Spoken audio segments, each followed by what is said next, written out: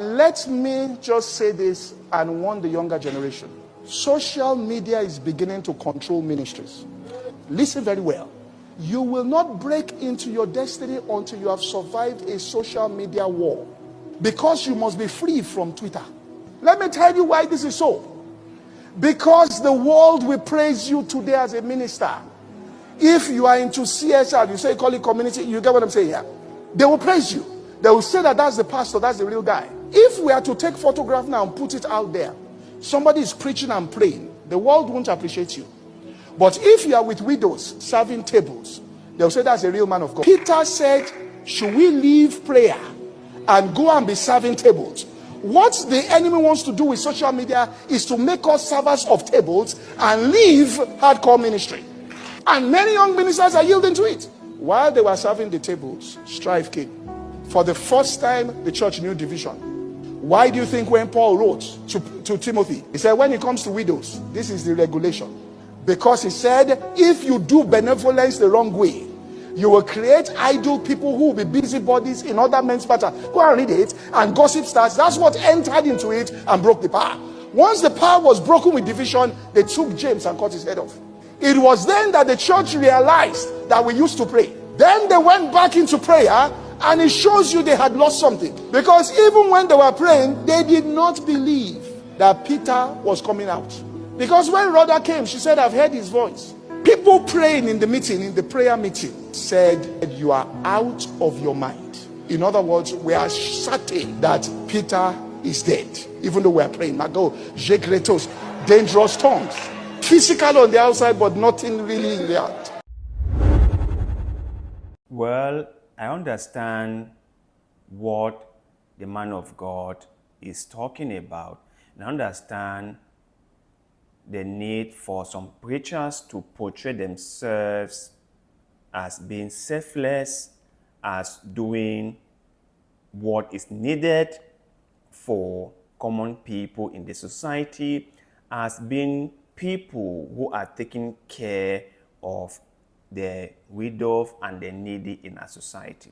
I understand all that. And also, I understand the unsatisfying desire for some preachers to just post everything they do on social media. All that I understand. But there's one small thing that I really want to stress out in this whole scenario, in this whole situation. And that thing is, you can do both at the same time. You can care for common people in your community while at the same time being a devoted person to God.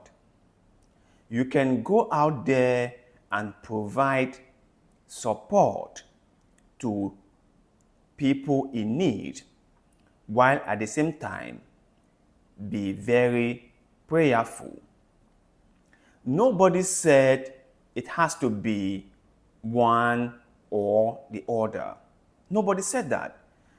Two things can still be done at the same time. Preachers must do their best to look after people in need. Preachers must be there for people in need. But this whole talk about preachers abandoning prayers for social media, to me, is just a deflection from the main issue. We all have seen that throughout the years, some preachers have not matched their words to actions. They have said one thing and they have turned around and did the opposite. They have said that we are out here looking out for those in need, and we want to make sure that those in need are being cared for, are being looked after. But when they said that, that was where they ended. They never applied what they said. They never went out there to actually make sure that those people whom they have promised to look after are being looked after. They've not done that. And some other preachers have used the whole support and the providing the needful for the widows and the orphans to create a lot of awareness for themselves. The whole capturing of what they do and then uploading it on social media wasn't for the benefit of those people who were being fed or who were being supported. No, it wasn't for their benefit, but for the benefit of the man of God, if we may call him that. It was for their own benefit because they know that when they post images like that on social media, they can turn around and ask for support from international organizations and they will get a lot from them.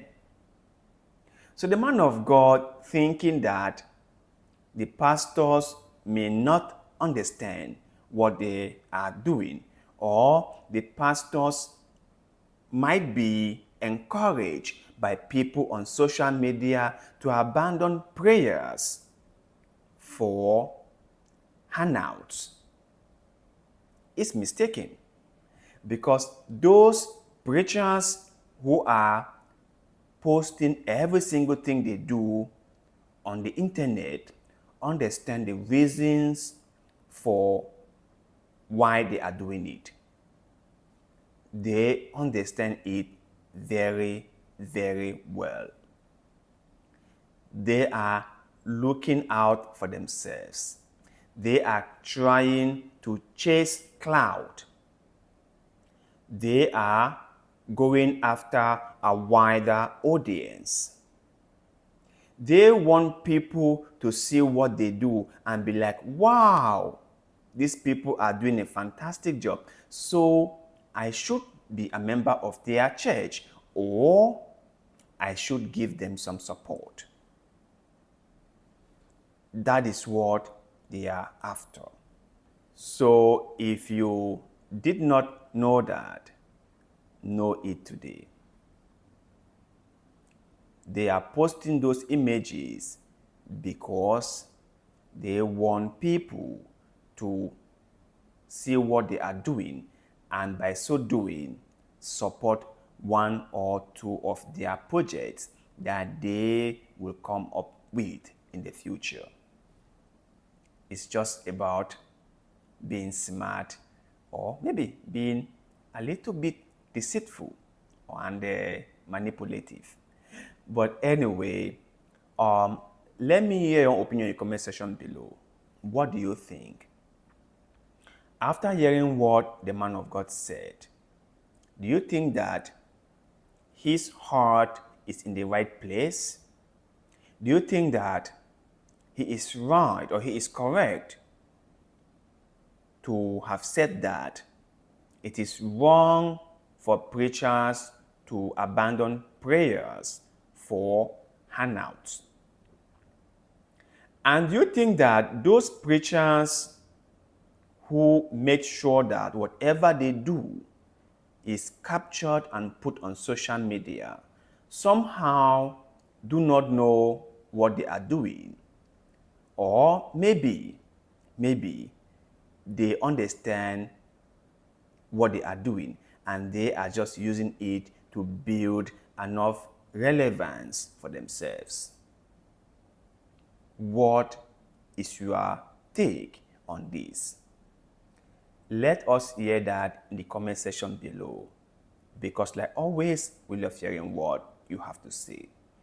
Please do us a favor, like the video, share the video, follow us on our other social media platforms, and also tell a friend or two about our platforms.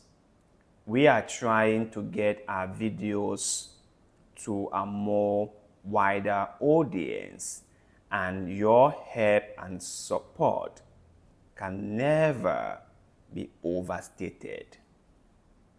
So please do that for us, and we shall greatly appreciate you. Thank you very much for all the love and support. And like always, see you in the next one.